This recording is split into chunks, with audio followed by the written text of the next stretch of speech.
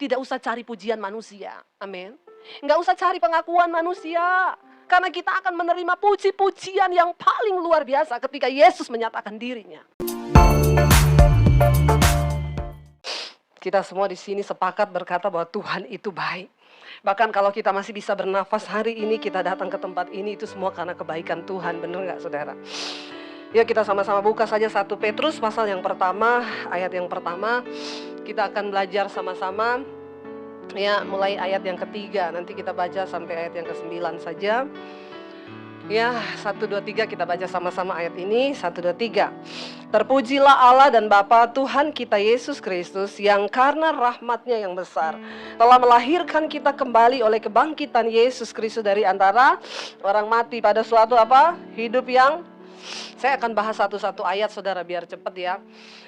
Apa kebaikan Tuhan yang sangat nyata di dalam hidup kita? Yang pertama, ayat ini berkata, terpujilah Allah dan Bapa kita, Tuhan kita Yesus Kristus, yang karena rahmat-Nya yang besar telah melahirkan kita kembali oleh kebangkitan Kristus dari antara orang mati kepada suatu apa? Hidup yang penuh pengharapan. Ini loh kebaikan Tuhan yang pertama. Kita semua tadinya harusnya sudah mati.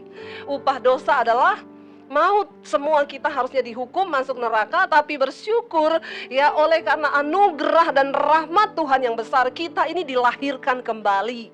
Berapa banyak yang sudah dilahirkan kembali di sini? Yang sudah percaya Yesus. Jangan terlalu pede dulu, angkat-angkat tangan ya. Ya, semua banyak orang berkata sudah mengaku dilahirkan kembali. Tapi apa dilahirkan kembali itu saudara? Satu kali Yesus berkata kepada Nikodemus, engkau tidak akan pernah melihat kerajaan sorga kalau engkau tidak dilahirkan kembali. Lalu Nikodemus bertanya, loh bagaimana mungkin, saya kan udah tua, masa saya masuk lagi ke rahim ibu saya lalu saya dilahirkan? Sesungguhnya setiap orang akan dilahirkan kembali oleh firman dan roh ketika dia terima Yesus. Dilahirkan kembali artinya kita mengalami lahir baru. Yang lama sudah berlalu, yang baru sudah. Nah sekarang saya mau tanya, yang sudah tadi mengaku lahir kembali, berapa banyak yang hidupnya sudah baru di sini? Kalau masih lama-lama jangan angkat tangan saudara ya. Saya masih merokok, saya masih bersinah, saya masih ini, ada orang berkata begini, orang Kristen itu kok sok kudus ya, di gereja itu sok benar. Saya mau bilang, yang masuk surga itu orang benar, yang masuk surga itu orang kudus, bukan yang sok kudus, sok benar. Kita memang harus kudus, jangan main-main sama Tuhan saudara. Biar aja ada banyak pengejek akan berbicara, ngomong kita sok kudus, ke diskotik nggak mau, gini nggak mau, gitu nggak mau. Ngapain coba? Ya hidup ini kan harus dinikmati, jangan terlalu kudus-kudus banget lah. Harus seimbang lah antara jasmani dan rohani. Nggak bisa seimbang, engkau harus memilih salah satu, amin. Ketika engkau sudah dilahirkan kembali di dalam Kristus, ya manusia rohmu dibaharui, engkau harus memilih untuk hidup baru di dalam Yesus saudara. Yang lama sudah berlalu, yang baru itu sudah datang. Ada perubahan yang terlihat dari orang yang hidupnya sudah dibaharui. Dulu sukanya maki-maki orang ya, kalau ngomong omongan kotor, semua suami istri kalau berantem, semua yang kotor keluar. Setelah terima Yesus sekarang kok beda ya. Istrinya marah tetap dia bilang, kamu itu kalau marah-marah tambah cantik loh. Amin bapak-bapak. Bapak-bapak gak ada yang amin. Ya biarpun istri marah-marah, ngomong aja, kamu kalau marah-marah itu tambah cantik loh. Ya berubah kita kan. Dulu hidupnya seperti apa, ketika terima Yesus berubah. Dan yang paling tahu perubahan itu ya orang terdekat. Coba istri tanya sama suaminya, sekarang mumpung ada yang berdua-dua, saya ini udah berubah apa belum? Tanya sama orang terdekat, yang paling tahu itu orang terdekat saudara. Saya suka tanya sama suami saya udah berubah apa belum? Yang terutama yang dia bilang, iya yang pasti perubahannya tambah gendut. Dan itu menyakitkan. Ya enggak saudara, dia ngomong kamu banyak berubah dari dulu pertama kita menikah, banyak berubah karena kita kan saling dibentuk. Amin. Ya dulu saya nggak mau dengar apa kata suami saudara, sekarang belajar dengar apa kata dia. Ya dia ngomong gini, oh iya dia ngomong gini, ya dia juga kalau memang ada masukan yang positif dari saya, ya kita saling mempengaruhi saudara ke arah firman Tuhan. Jadi tidak semua orang Kristen sudah lahir baru loh. Tadi semua angkat tangan waktu saya tanyakan, siapa yang sudah lahir baru? Semua angkat tangan. Sekarang saya tanya, siapa yang hidupnya sudah berubah? Turun tangan semua.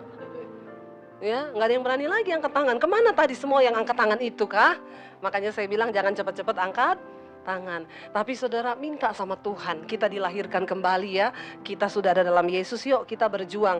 Untuk bisa berubah itu, ya memang Tuhan merubah kita, tapi Dia melihat usaha kita untuk berubah. Amin. Ya, kita nggak bisa cuma doa di kamar, Tuhan ubah aku dalam nama Yesus. Berubah, nggak bisa saudara. Ketika engkau doa berubah, Tuhan saya pengen jadi orang yang sabar. Dalam nama Yesus saya pengen sabar. Engkau keluar kamar, engkau akan ketemu dengan orang yang bikin engkau marah. Itu jawaban doa. Loh, amin. Bukankah iman itu perlu latihan, saudara? Bagaimana kita bisa bilang kita jadi orang sabar kalau kita sudah melewati orang yang bikin marah, lalu kita tetap sabar? Maka kita jadi orang sabar. Jangan banyak marah-marah saudara ya, nanti darah tinggi ya, stroke ya.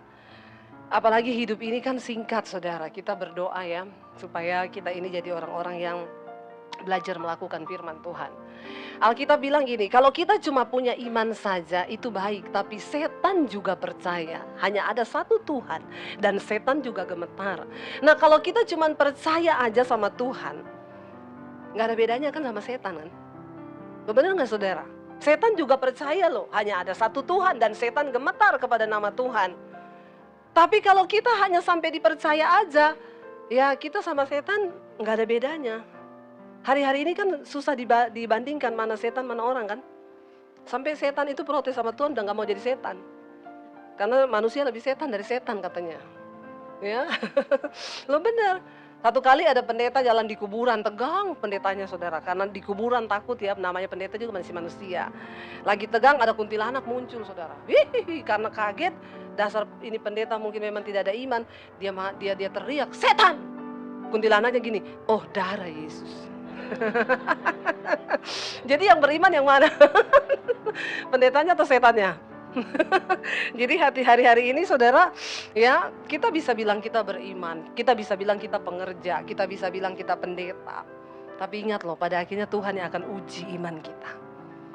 Lalu ayat yang kedua berkata begini, ayat yang keempat ya. Baca sama-sama. Kita dipanggil dalam hidup yang penuh pengharapan. Yang penuh pengharapan apa ini saudara? Yuk ayat yang keempat kita baca sama-sama. Tolong ditayangkan. Ayat yang keempat berkata, untuk apa?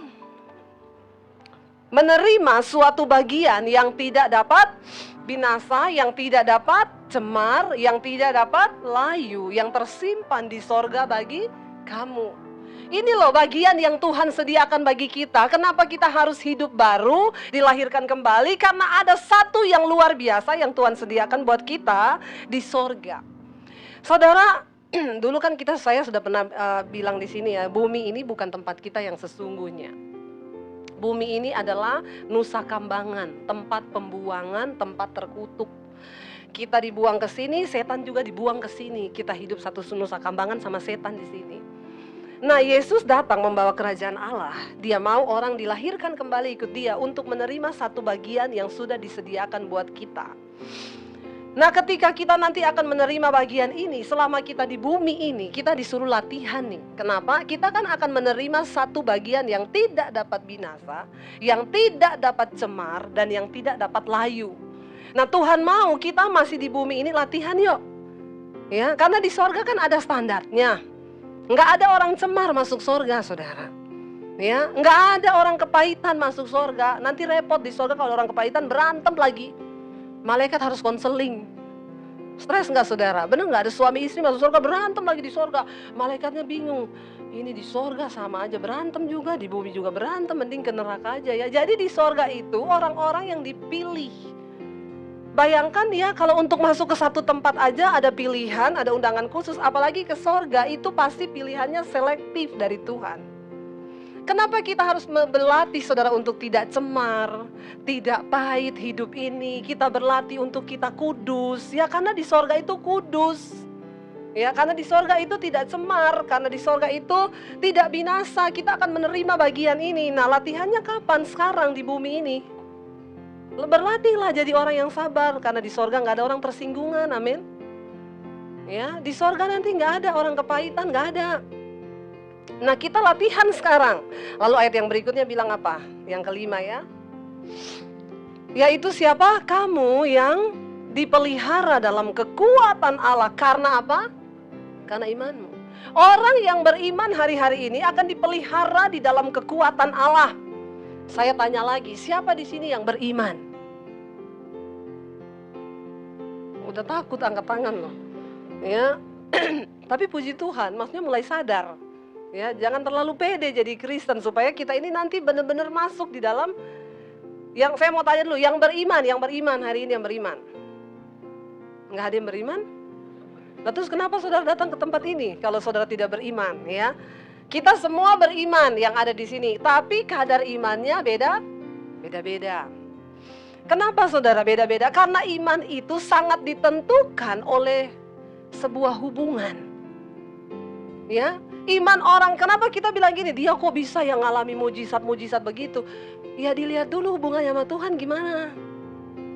Ya, kita nggak akan pernah bisa mengalami sesuatu yang luar biasa bersama Tuhan kalau kita juga imannya ya biasa. Kan ada orang yang berimannya gini, ya yang penting saya Kristen. Ya udah itu aja, saya ke gereja cukup hari Minggu, saya nggak nyusahin orang bu, saya nggak nipu orang, saya nggak gini, cukup itu iman saya. Nah ini namanya iman yang biasa-biasa. Ya, ada iman yang kayak setan tadi, percaya toh, pokoknya saya percaya ada Tuhan. Ya, ini setan juga percaya ada Tuhan. Jadi mirip kan saudara. Nah ada yang berimannya itu benar-benar saya mau kejar kehendak Tuhan dalam hidup saya ini apa nih. Dia merasa belum menemukan sesuatu gitu loh. Apa yang Tuhan mau? Bagaimana saya memuaskan Tuhan? Apa yang aku lakukan sekarang ini belum menyenangkan Tuhan.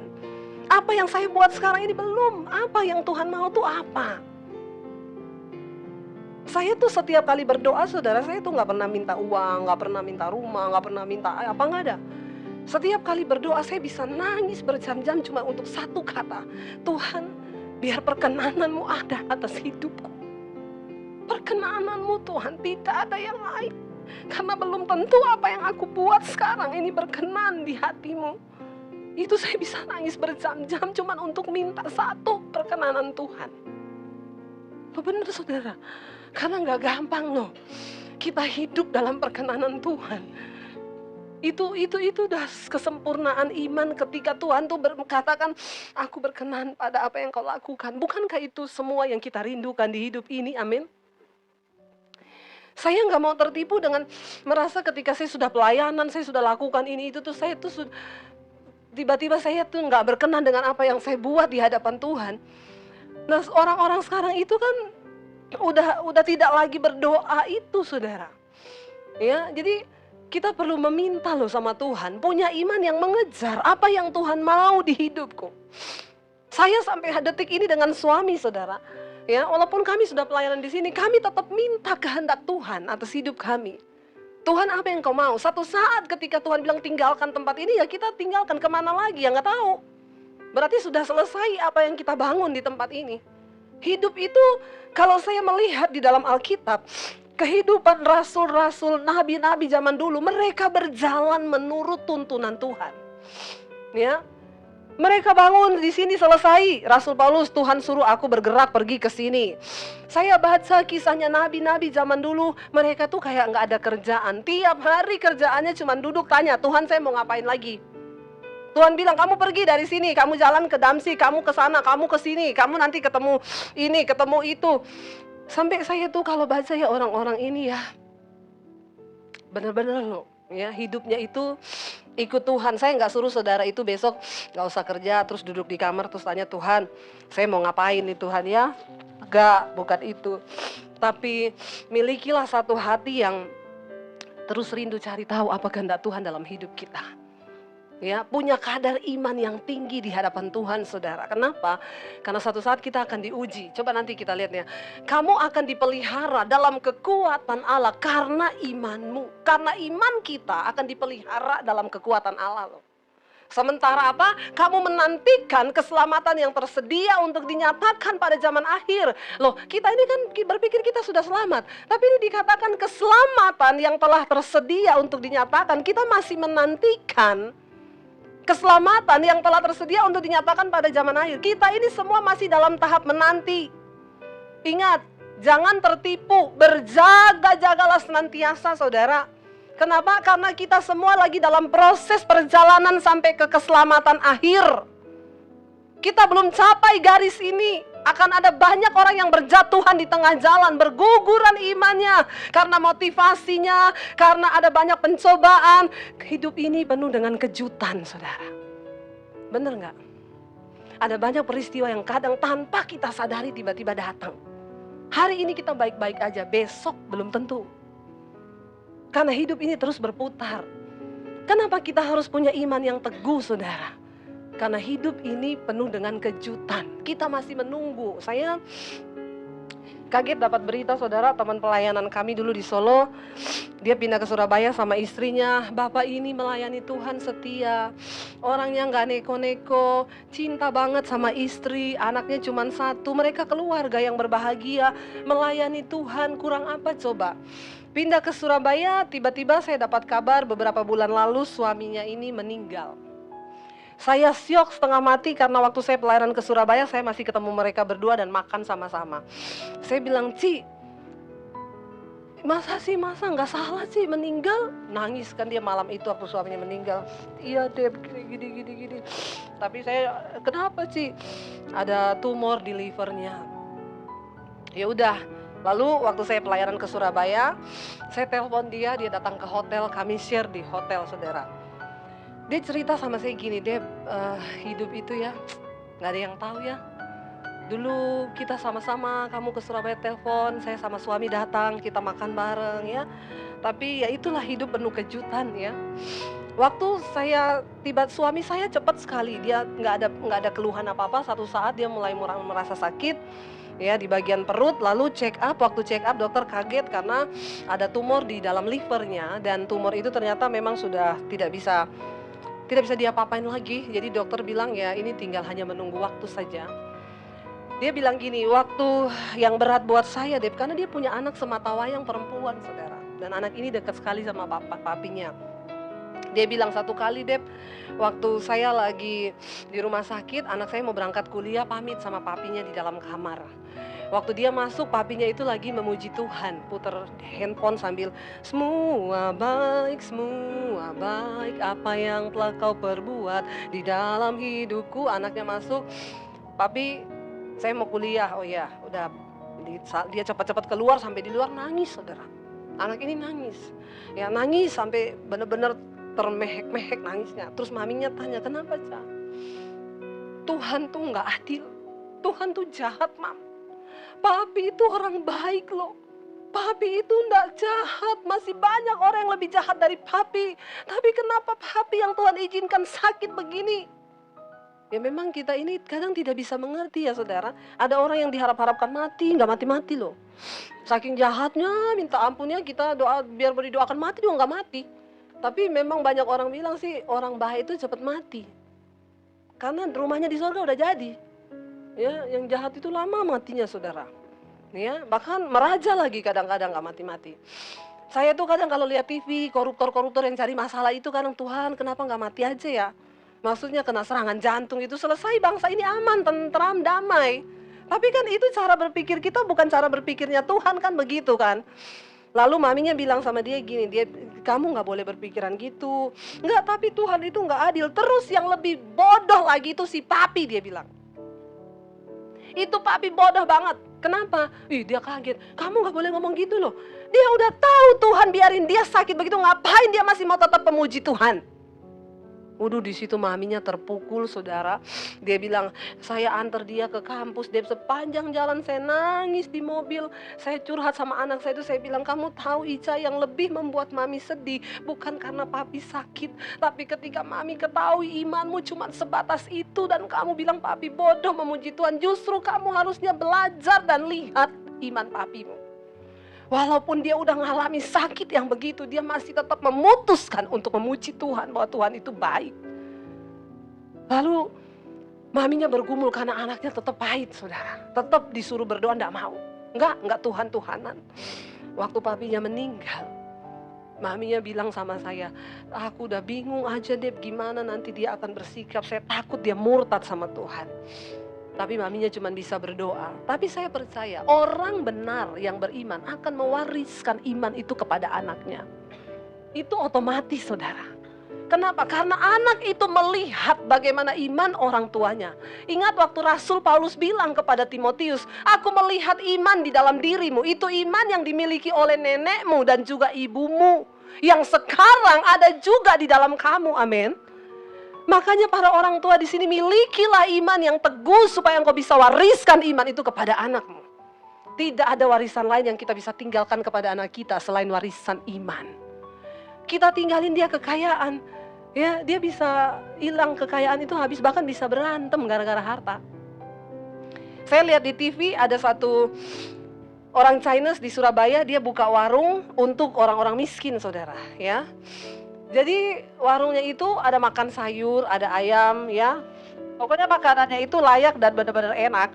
Tapi buat orang miskin, ada duit seberapa cemplungin aja di situ. Nggak ada duit makan aja, nggak usah bayar. Luar biasa loh. Jadi saya lihat di TV, diwawancarain, ditanya, Pak, muncul ide itu dari mana? Dia bilang gini, saya ini cukup diberkati Tuhan. Saya punya prinsip begini, katanya di TV itu, ya. Kekayaan itu kalau kita makan sendiri akan jadi penyakit.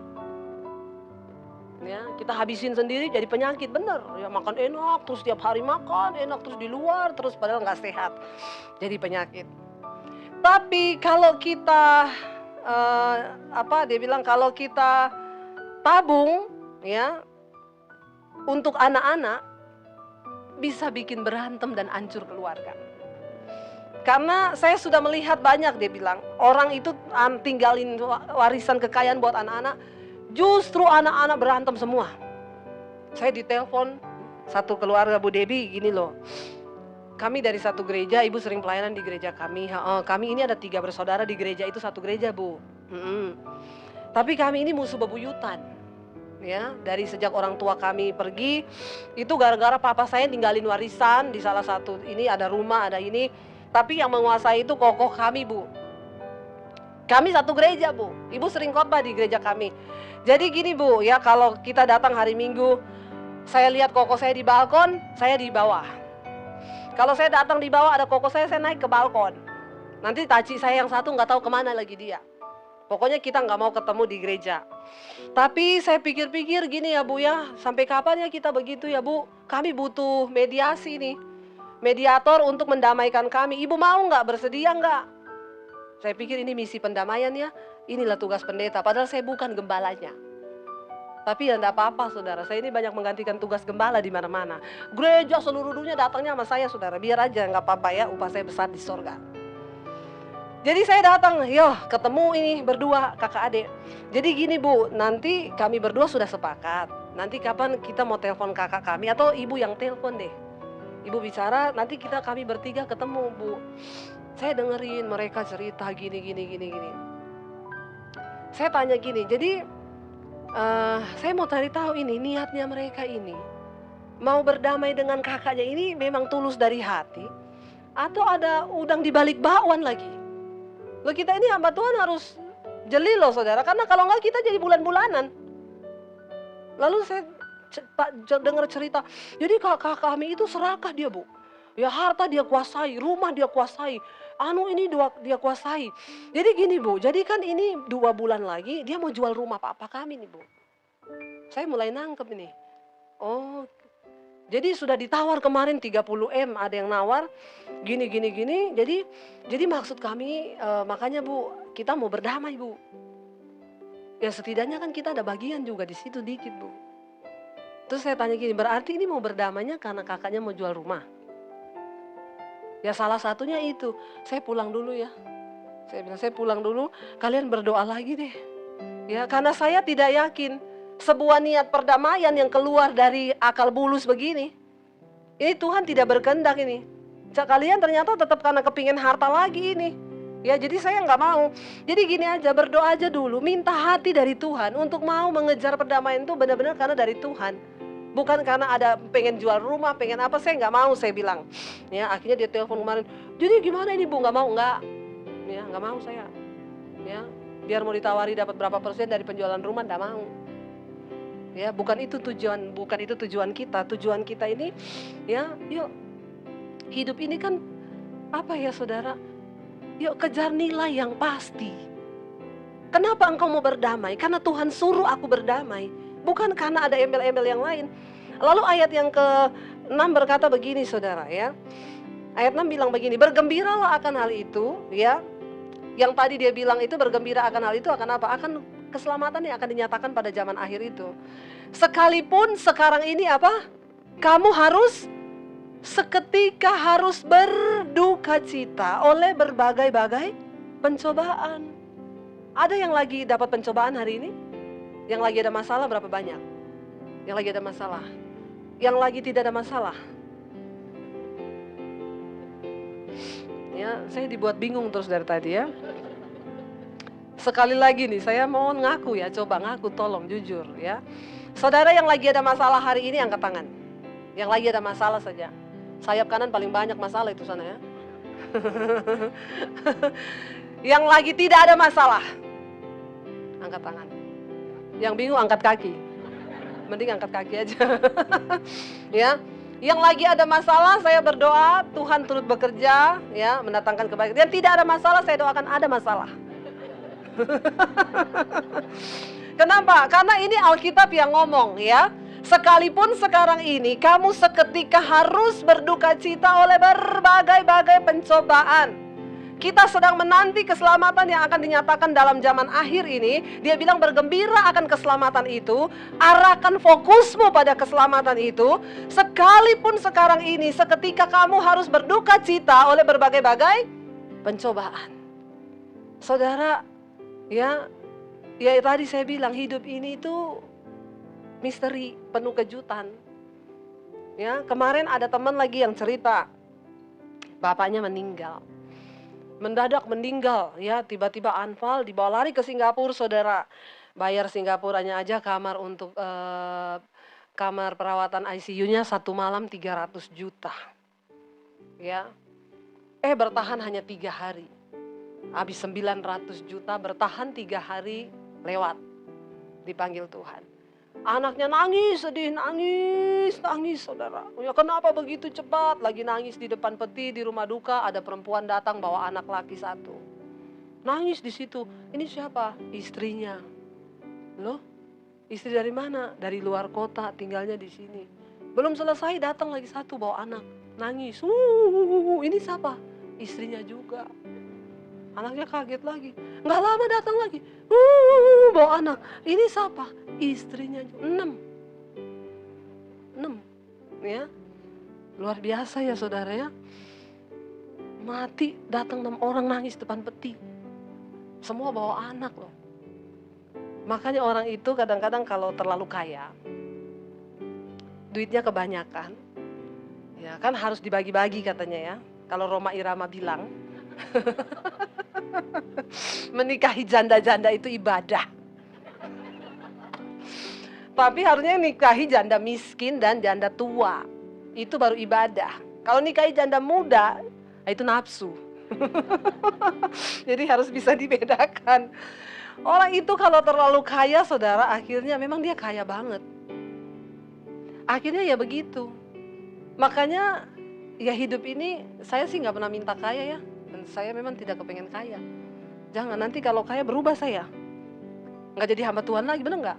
Tiap hari ngitung duit terus. Ya, bahaya. Memang itu bukan Pak, saya sadari. Saya itu bukan panggilan kami untuk menjadi kaya. Ya, dan biarlah yang kaya-kaya itu ya orang-orang yang dikasih karunia untuk kaya. Tolong yang miskin-miskin jangan sampai iri sama orang kaya ya.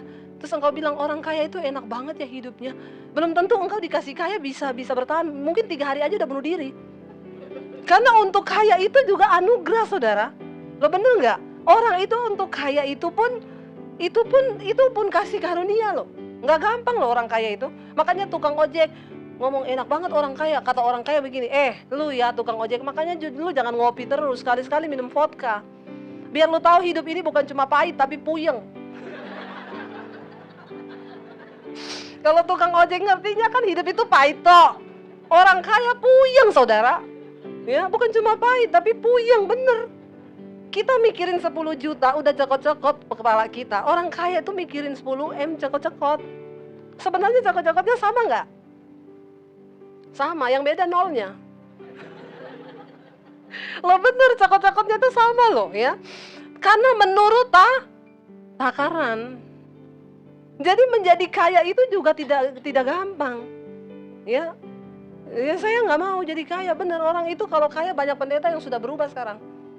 Ya saya ketemu satu orang tadinya waktu masih miskin, ya sama Tuhan doa, terus ngurusi gereja, terus tiba-tiba dia bisnis jadi kaya banget saudara. Ngomong sama saya gini, sekarang saya nggak ada waktu urus gereja bu, saya urus perusahaan terus. Akhirnya ditipu orang saudara. Ya kemarin cerita ditipu 8 miliar. Ya itu, ya karena akhirnya cokot-cokot lagi. Kan? Ya memang itulah cara Tuhan mendidik kita kan. Pergumulan itu penting.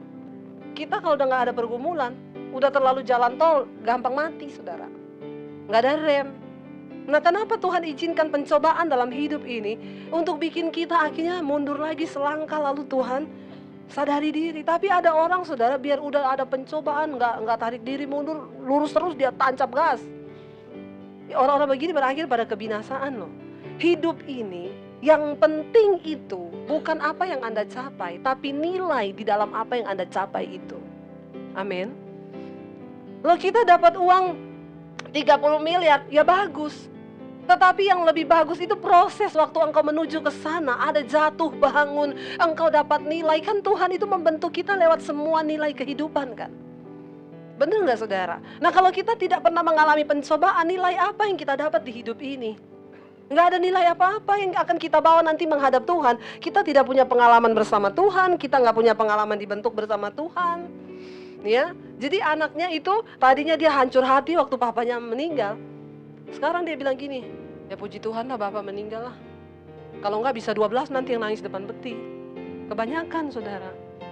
Ya, jadi kita melihat ya saudara, pencobaan ya, yang pernah dengar kesaksiannya siapa? Yudit Halim saudara, itu luar biasa sekali ya. Saya dengar suaminya udahlah dia dari Medan, papahnya tinggalin dia masih SD ya, lalu dia hidup dengan pahit karena dia dibesarkan oleh mamanya seorang diri.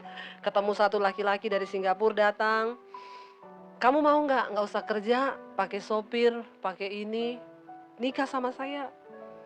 Nikah tanpa berpikir panjang, cuma pengen keluar dari kemiskinan. Nikah sama laki-laki itu, begitu nikah melahirkan anak.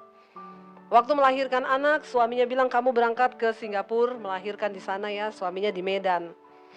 Nanti ada kabar apa kasih tahu saya. Di Singapura anaknya lahir, dokter bilang anakmu jantungnya lubang 3. Dia punya penyakit ini, nggak bakal lama hidupnya.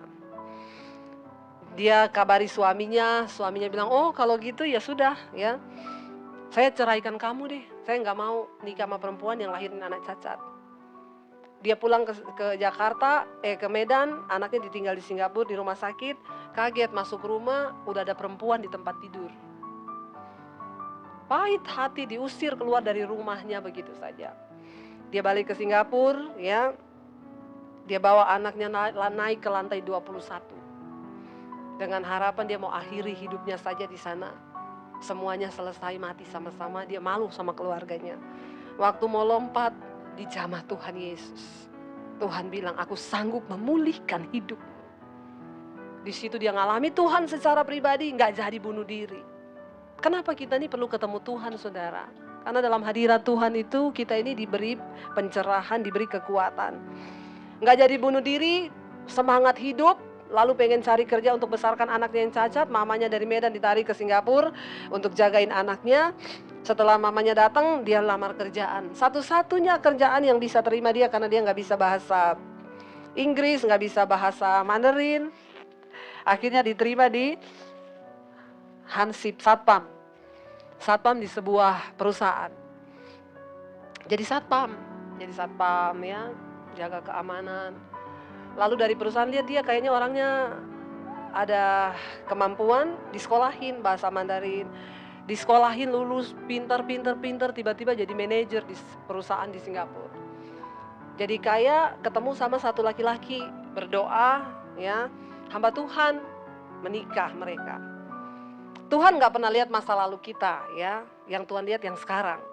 Dia dapat pendeta hamba Tuhan, sama-sama kerja tapi pelayanan, saudara. Ya, mereka bekerja pelayanan, baru berapa tahun menikah, bahagia, anaknya. Tiba-tiba anaknya waktu umur 10 tahun, saudara, dibawa ke rumah sakit. Dokter bilang siapin uang 300 juta. Kita operasi jantungnya. Waktu itu dia bilang, saya nggak punya uang 300 juta waktu dia belum diangkat Tuhan. Dokter bilang nggak punya uang, ya sudah pulang. Tinggal tunggu kapan dia mati. Dia bilang, Tuhan, aku punya Tuhan yang hidup. Tuhan yang sanggup. Tiba-tiba satu malam Tuhan jamah anaknya. Tuhan bilang, kamu bawa dia ke rumah sakit, periksa, saudara. Dokter kaget, itu jantungnya baru, nggak ada lubangnya satupun. Lalu dokternya bilang gini, saya akan mau rekam jejak, kenapa bisa terjadi kesembuhan, kamu kasih obat apa? Saya nggak kasih obat apa-apa, ini Tuhan yang jamah. Ya, lalu dokter memang mau cek rekam jejak itu, proses penyembuhannya gimana. Dokter bilang aneh, kita nggak bisa cek rekam jejaknya, karena ini seperti jantung yang lama diambil, lalu diganti aja sama yang baru. Jadi nggak ada rekam jejak pemulihan, lubangnya bisa ketutup, itu nggak ada. Kita punya Tuhan yang dahsyat, yang sanggup melakukan segala perkara, saudara. Amin. Lalu dari situ dia udah lihat Tuhan, dia menikah. Udah menikah, enak-enak menikah. Tiba-tiba mereka sering pelayanan kerja. Tiba-tiba suaminya sering pusing, sakit kepala, periksalah ke rumah sakit. Dokter bilang dia kena kanker di batang otak. Dan akhirnya ini kanker kasus pertama di Singapura. Di Amerika ada 50 orang yang kena. Profesor dari Amerika datang. Lalu akhirnya dioperasi suaminya. Operasi ya 20 jam, saudara. Digergaji pas di tengkorak kepalanya sini, di belakang telinganya sini diambil. Lalu waktu setelah ditutup, dokter bilang sama dia, kami sudah berhasil mengangkat tapi hanya 70%. Yang 30 kami nggak bisa angkat karena dia lengket di batang otak. Jadi ya maaf, kesembuhan suamimu nggak bisa. Kita sudah berusaha, tapi itu tetap akan ada. Tinggal tunggu kapan dia menyebar lagi. Umurnya tinggal 6 bulan. Waktu suaminya dengar dokter bilang umur tinggal 6 bulan, dia bilang gini, yes, masih ada waktu 6 bulan, aku mau melakukan yang terbaik bagi Tuhan. Mereka pergi ke daerah-daerah miskin, ke Vietnam, mereka pergi ke daerah miskin. Mereka bawa apa yang mereka bisa bawa, tidak minta-minta sumbangan, saudara. Ya, pakai uangnya mereka sendiri. Mereka masak buat anak-anak di tempat pemungut sampah. Mereka doakan satu-satu. Apa yang bisa mereka? Dia bilang waktu suami saya kesakitan, dia akan cari satu tiang atau apa, dia berlutut di situ. Dan dia cuma bilang gini, Tuhan, sesakit apapun yang aku alami sekarang, aku tetap mau memuji Engkau. Praise the Lord. Lalu dia bisa pingsan karena kesakitan, lalu tertidur, lalu bangun, udah hilang sakitnya.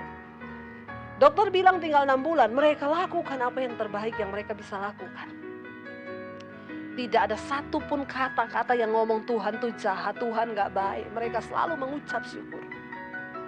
Lalu saudara, 10 tahun gak mati, tapi tetap sakit. Akhirnya anfal pas 10 tahun, plak, dia jatuh, dibawa ke rumah sakit, operasi yang kedua. Dokter buka lagi kepala otaknya, diambil lagi, sudah sebesar telur 2, ya. Diambil dua-duanya, dokter bilang tersisa lagi 30%, yang itu di batang otak. Kami gak bisa korek itu. Dan kali ini dia akan buta dan akan lumpuh, gak bisa berjalan.